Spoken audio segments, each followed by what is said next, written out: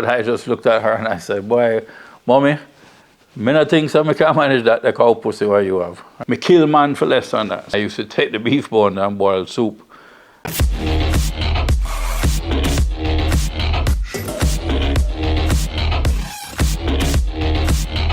I'm being interviewed by Top Lodge, so my first comment would have to be in Top Lodge manner. Bombaclat, right? So, who am I? My real name is James Leckler, hence my son, James Top Lodge Leckler. I'm better known as Fuzz for many years. Actually, since I was 4 years old, my dentist called me Fuzz, Duck Fuzz, and then because I had a crew cut, and he used to rub my head and, you know, no homo. So he called me Duck Fuzz originally, and then the duck fell off and just became Fuzz, and that's been since I was 4 years old. And I'm now 62 years of age. Having been born and raised in Kingston, Jamaica, I was born at St. Joseph's Hospital off Deanery Road, 1961. I'm actually a pre-independence Jamaican, born before Jamaica got her independence. Growing up in Jamaica, I had a great childhood. I was the youngest of 5 kids. My parents were American, so I had a very American-oriented childhood, hence the crew cut and the nickname. But I had a great childhood. We started at Grosvenor Terrace and then Stillwell Avenue, and then eventually my dad bought property in Cherry Gardens and built our family home that we would have stayed in there for many years. And we actually, think of the crime in Jamaica nowadays. I know I digress, but think of the crime in Jamaica nowadays. We actually moved into that house around 1964, 65, with no windows and no doors on the house when we moved in. That was how safe Jamaica was. So, yeah, I had a good childhood. I went to Peter and Paul Prep School and then on to Campion College, good Catholic that I am not. Then I guess, I don't know how much of my early life you want or what ages, but so I was definitely not a scholar and had trouble finishing high school. So I did 2 years of O-levels and only came away with 3. And on the second year that the O-level results came out, I was actually working for my dad in the field. I was about 16 years old. We were drilling wells. I remember we were drilling a well up in Mona, and the foreman came and got me, told me my dad wanted to see me. So I went down to his office. Foreman drove me down to his office and walked into his office, and my mother was there as well, which was a rare occurrence to have her at the office. So my father simply looked at me. He had the Gleaner open on his desk and he was searching all the results, the O-level results for my name, and lo and behold, my name just wasn't there because if you got 3 or less, you didn't get your name in the paper. So the news that he had for me after not seeing my name was I'm on the 5 o'clock flight. So that was about 12:30 in the afternoon, and by 5 o'clock I was on a flight to Philadelphia. Sent to boarding school for a year, where I did fairly well, but you know, you have to consider the fact that I had done the course 2 times before. So then I got accepted into about 5 universities in the US, and when I went to college, I didn't really like it, so I spent 6 days and fucked off. I went back to Mobile, lived with my friends, got a job as a hotel manager trainee at Montego Bay Club and was earning a whopping figure of $40 a week. So that was that. I guess that was when I kind of became independent. I would have been around 18 years old and started working out on my own. That didn't last very long. So, and my parents, of course, were pissed at me because I dropped out of college. But I made up with them and then went to aviation maintenance school in Tampa, Florida. 1980, 81.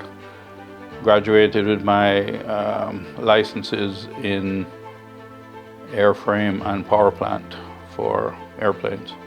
So I was at the time a licensed aircraft mechanic. So there was a big recession in Florida. I couldn't get a job. And eventually my dad offered me a position in Jamaica, running one of his companies, which was Jamaica Engineering and Construction. And so I accepted the offer and came back to Jamaica. That was in January 1982, I would have returned to Jamaica. So that is when the fun started. That is when I got back in touch with all my old friends. We were crazy, party life, drinking every night, partying all day long. Not all day long, we had to work. So had a great life. We used to ride these old Norton motorbikes that my friends would buy at police auctions and fix up. We ride the Nortons all over, even to Mobay and stuff. I would say I tell everybody I became independent at 18 when I left home. So that's definitely a life or an eye-opening experience when you are given everything in life and then you leave it all behind. So life is not easy when you're on your own and when you're making $40 a week. I believe, if I can remember correctly, I used to buy like 2 quarts of milk, a loaf of bread, and a dozen eggs, and like maybe a tin of Milo and a tin of condensed milk. And that was my $40 gone. So if I wanted, no, not if I wanted. So when that food was done for the week, that was me. That was why I was so slim and trim, because I never had anything to eat after the dozen eggs and the loaf of bread were gone. So my friends used to take care of me a lot because they all had similar life experiences, leaving home at an early age or working from an early age and taking care of themselves and their families. So it was a similar experience all around. And then I kind of made up with my dad, and that's when he sent me, no, how we go? I don't even remember anymore. Oh yeah, so that's when I would have gone to aviation school. So the time that I was missing would have been 79 to 80, and then went and did a 1-year, 52-week solid course with the aviation thing. So I would have got out the end of 81 and come back to Jamaica January 82, yes. So when I came back to Jamaica, I was in the construction industry. We did specialized construction, concrete sawing and drilling, concrete structural repairs, shotcreting, gunniting, grouting, all sorts of specialist things that I became very, very good at, and I was the best in Jamaica at it. So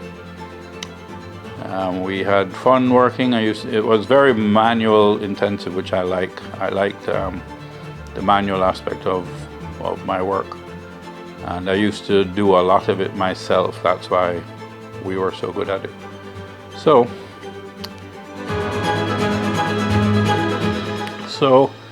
many people think that Jamaica is, all fun and games, and we love each other. But let me tell you, as a white man on a construction site, there's a lot of racism in Jamaica. And for no reason other than, I guess, racism is a learned behavior. So maybe some white man before used to treat somebody badly or whatever, or talk to them some way, and so it flowed over into, not every day, not all people obviously, but every now and then you buck up one or two people and they try and intimidate you, and I'm not very easily intimidated, so you know, them cuss me, I cuss them, tell them about them bumbo. And we got on after that. I mean, many stories of people trying to intimidate me on a job site, but like I said, I am not intimidatable. So, again, that's why we did very well. We would go on, do our work, walk off, and job done, collect the money. I don't know if my son wants me to expound on any stories or whatever, but give you one type of intimidation that a guy tried to do with me. We were doing a job at Jamaica Jamaica Power Service, right name JPS, in Old Harbor Bay, and there's only one road in and one road out, and we were having a lot of troubles on the job, and I had to go into Kingston to get a part for one of the machines that had broken. And lo and behold, on this one road out, there's a JPS guy in a truck blocking the road, talking to a woman on the side of the road. So I was blowing the horn, and he wouldn't let me pass. Eventually I got past him, and when I was going around him, I stopped the car and looked at him and said something about, "Boy, take your ass out the road." Anyway, so I went all the way into Kingston, did whatever I had to do with the part, and came all the way back. And when I got all the way back, and this you're talking about 3 hours or 4 hours between going out there and coming back. So when I get back onto the work site, there's this guy, this big fat guy, and he has the union representative, and he's saying, "There's the white boy there who dissed me and called me a boy," and you know, the usual story. He actually said this. He actually said, "Me kill man for less than that." So I didn't have any gun or anything at the time, so I just went in. I had a big dagger in the truck, so I went and I got my dagger out, and I sat on. The truck had a big winch bumper on it, so I sat on the bumper and I started sharpening the dagger, and then the guy started to stutter. So all the people that he'd killed for calling him lesser names than a boy, he no longer really wanted to kill me. So things like that. People just full of mouth in Jamaica a lot of the times. 98% of the time, it's all mouth, and they try and intimidate you, but you just take it with a grain of salt and move on. Or do like I do, a little more than a grain of salt. Just back them up, and they usually back down. Another incident of racism, I would say, or maybe classism, I don't know. I was at a cement company doing a job, and just driving onto the site, a man just out of the blue just looked at me and said, "I'm going to kill you, white motherfucker." And I was like, "Okay, fine, have a nice day." That, for no reason whatsoever. Anyway, so those are a few little incidents, but you know, there was always some sort of thing on a job, but we got through it.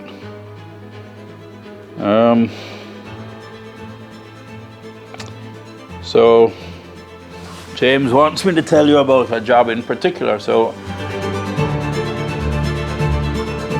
one of the special things that we used to do was install rock bolts, which means we had to drill holes in the substrate, install rocks, and then we grout them in with a cement grout, typically a non-shrink grout. So we got the contract to anchor bolt in the base of the lighthouses for Morant Keys and Pedro Keys. And this was back in 1986. So many of you who are watching this probably never even born them times. Anyway, so 1986, we get the job. We're going to Morant Bay. We have 55 gallon drums of water.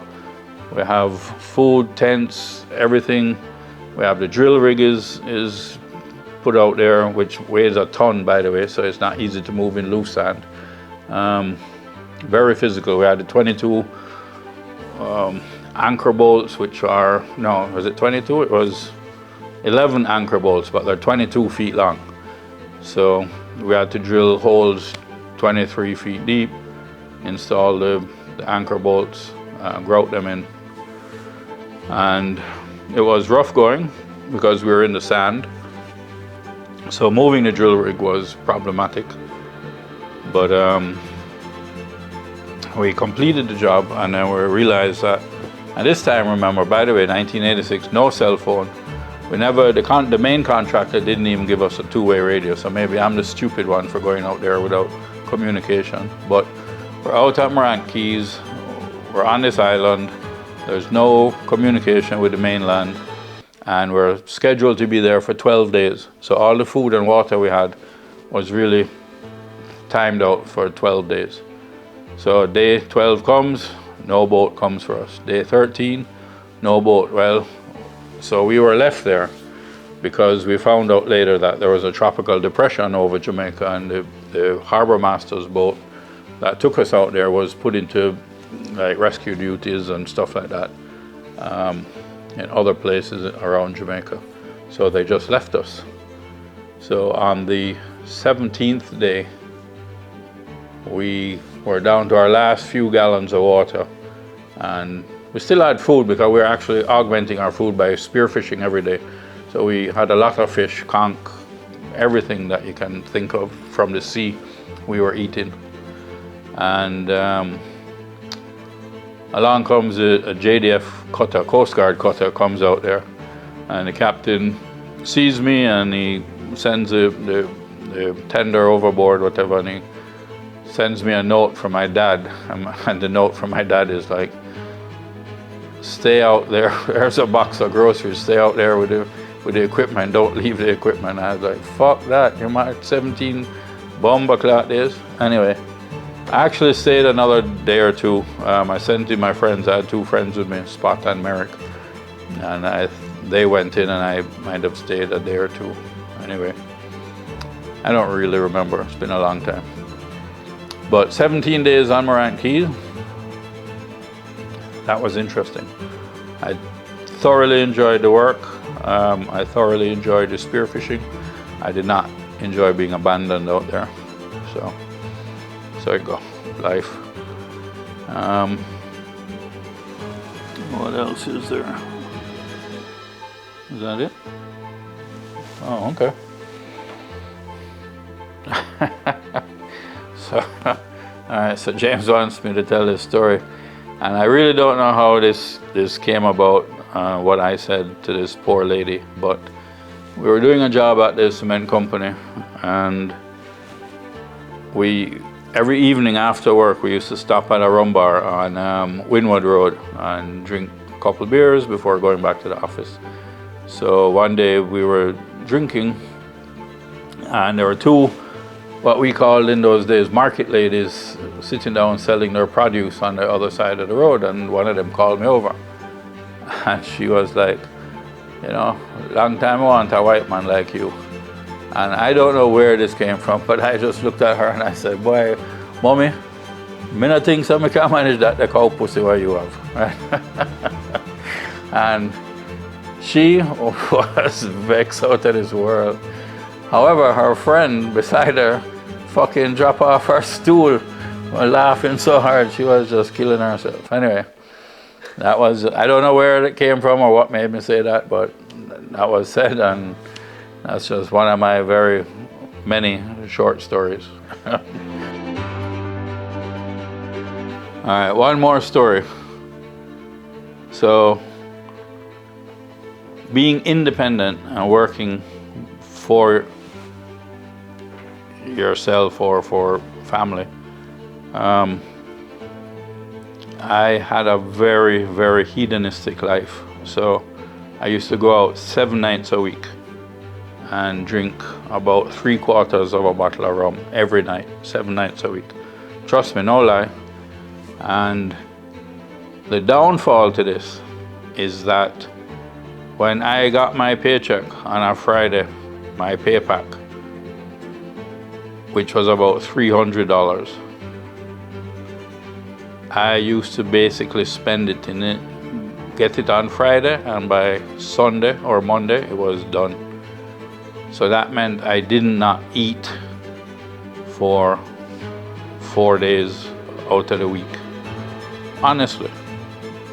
So what I would do when I really got hungry was, my dad had dogs at the office, and no, I never ate the dog, but he used to buy beef bones, soup bones for the dogs to give them every morning, and I used to take the beef bone and boil soup.